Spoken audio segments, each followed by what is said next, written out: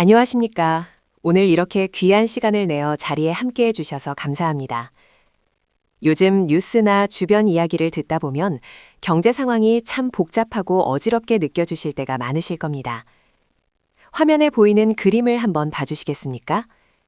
왼쪽의 빨간색 선은 마치 우리네 인생의 굴곡처럼 위아래로 심하게 요동치고 있습니다. 하지만 그 끝은 어떻습니까? 아주 듬직하고 곧게 뻗은 푸른색 화살표가 위를 향하고 있지요.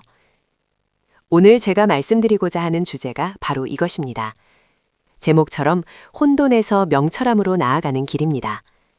시장이 아무리 시끄럽고 변동성이 심하더라도 우리가 중심을 잡고 이성적으로 대응한다면 결국은 안정적인 성장을 맞이할 수 있다는 뜻을 담고 있습니다. 지금부터는 과거에 우리가 겪었던 역사적인 위기들을 차근차근 되짚어보고 시장을 안정시키기 위해 어떤 장치들이 작동하는지, 또 우리는 어떤 지표를 눈여겨봐야 하는지 알기 쉽게 설명해 드리겠습니다. 당황하지 않고 지혜롭게 대처하는 법, 저와 함께 하나씩 살펴보시죠. 바로 시작하겠습니다. 다음 화면을 함께 보시겠습니다. 이번 슬라이드에서는 우리 증시가 겪었던 역사적인 폭락과 극심한 변동성에 대해 말씀드리겠습니다. 왼쪽 그래프를 보시면 빨간색 선이 아주 가파르게 아래로 꺾여 있는 것을 확인하실 수 있습니다. 바로 2026년 3월 4일에 있었던 일인데요. 이날 코스피 지수는 하루 만에 무려 12.06%나 폭락하며 시장에 엄청난 충격을 주었습니다. 이렇게 지수가 급격히 떨어진 원인은 중동 지역에서 발생한 예상치 못한 지정학적 리스크 때문이었습니다. 이 여파로 잘 나가던 지수가 5천선 근처까지 맥없이 주저앉고 말았습니다. 갑작스러운 하락에 투자 심리는 급격히 위축되었고 시장 전체에는 말 그대로 극심한 공포 분위기가 순식간에 퍼져나갔습니다.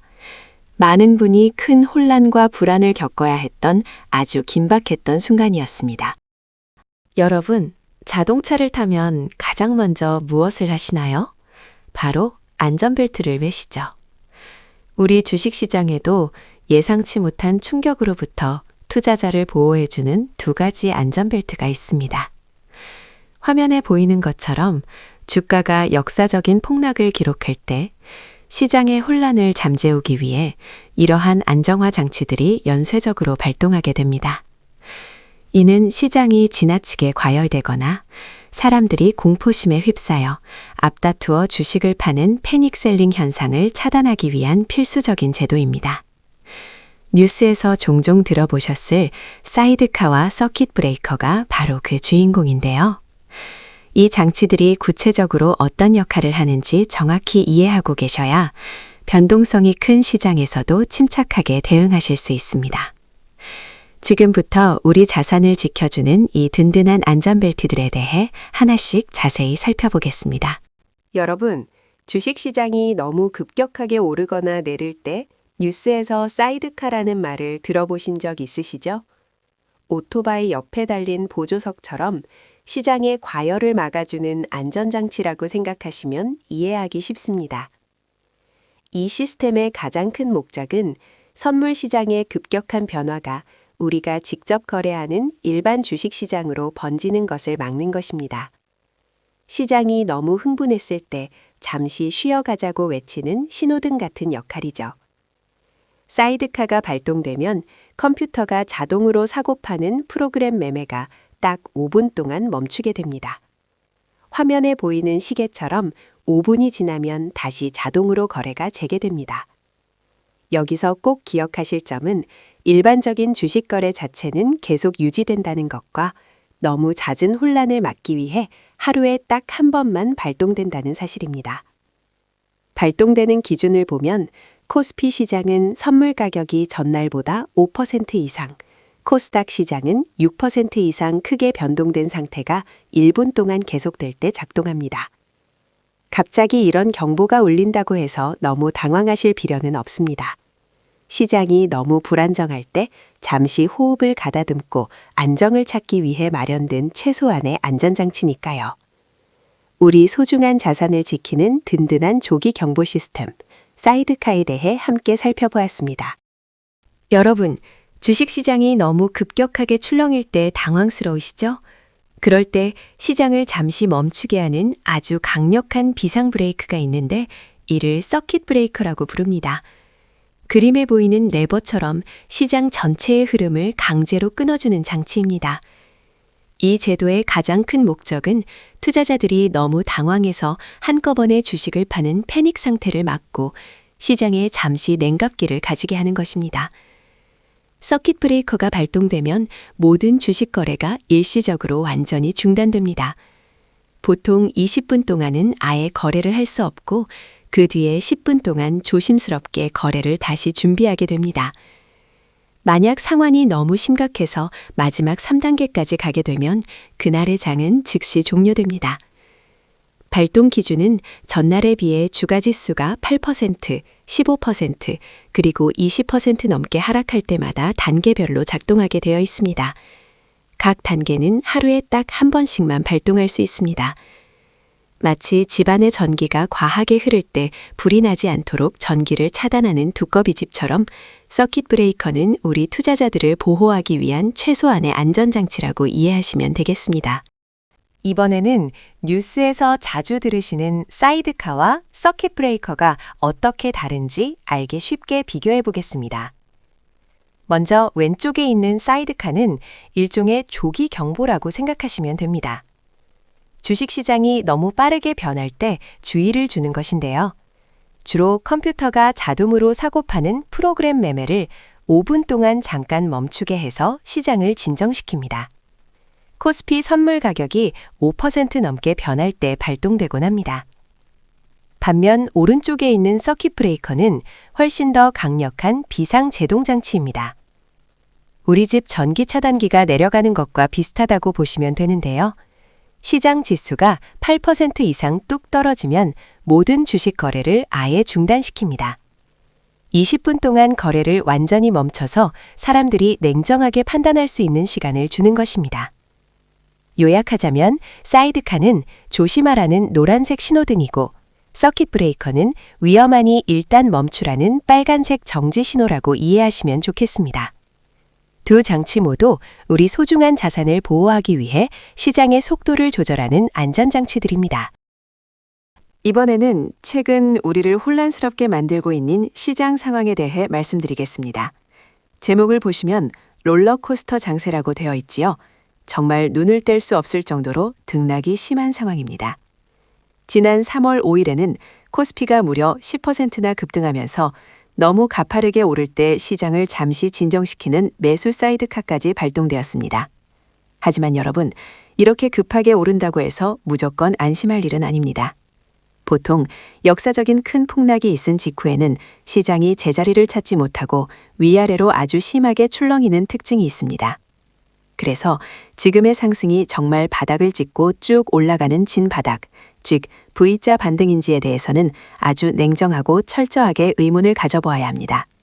단순히 반가운 마음에 서둘러 움직이기보다는 이것이 일시적인 반등인지 아니면 진짜 회복의 신호인지 신중하게 살피는 지혜가 필요한 시점입니다. 여러분, 주식 투자를 하다 보면 주가가 계속 떨어지다가 갑자기 조금 오르는 순간이 있죠? 이때 이제 바닥을 쳤구나 싶어서 성급하게 매수하시는 분들이 많은데 이럴 때 가장 주의해야 할 함정이 바로 데드캣 바운스입니다. 데드캣 바운스란 주가가 큰 폭으로 하락하는 대세 하락장 속에서 나타나는 일시적이고 소폭의 주가 회복 현상을 말합니다. 이름이 조금 생소하고 무섭게 느껴지실 수도 있는데요. 이 말은 얼가에서 유래한 격언으로 높은 곳에서 떨어뜨리면 죽은 고양이조차도 바닥에 닿을 때 잠깐 튀어오른다는 뜻을 담고 있습니다. 즉, 아무리 가망 없는 주식이라도 급격하게 떨어지다 보면 물리적인 반동처럼 잠깐은 반등할 수 있다는 의미입니다. 화면의 그래프를 한번 보실까요? 파란색 선이 뚝 떨어지다가 빨간색 곡선을 그리며 살짝 솟아오르는 구간이 보이시죠? 하지만 그 뒤를 보면 다시 더 깊게 떨어지고 있습니다. 이게 바로 이 현상의 가장 위험한 점입니다. 하락 추세가 완전히 끝난 것이 아니라 단순히 기술적인 반등에 불과할 확률이 매우 높기 때문입니다. 그러니 주가가 잠깐 오른다고 해서 서둘러 추가 매수를 하거나 투자하기보다는 이것이 정말로 회복되는 신호인지 아니면 위험한 함정인지를 신중하게 살피셔야 합니다. 잠깐의 반등에 속지 않는 지혜로운 투자가 필요하다는 점 꼭 기억해 주시기 바랍니다. 다음으로 현재 시장에서 나타나는 반등을 우리가 왜 조심해서 지켜봐야 하는지 그 세 가지 이유에 대해 말씀드리겠습니다. 첫 번째는 지금의 상승이 단순한 기술적 반등일 가능성이 크기 때문입니다.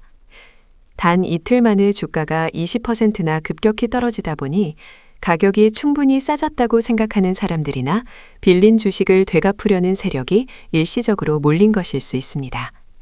즉, 시장이 완전히 회복되었다기보다는 너무 많이 떨어진 것에 대한 자연스러운 반작용으로 보셔야 합니다. 두 번째는 시장의 근본적인 불안 요소인 펀더멘털이 아직 해결되지 않았다는 점입니다. 이번 하락을 불러왔던 미국과 이란 사이의 갈등 같은 외부적인 위험들이 여전히 해소되지 않고 남아 있습니다. 이렇게 뿌리 깊은 갈등이 해결되지 않은 상태에서는 시장이 언제든 다시 흔들릴 수 있다는 점을 기억하셔야 합니다. 마지막 세 번째는 거래량의 함정입니다.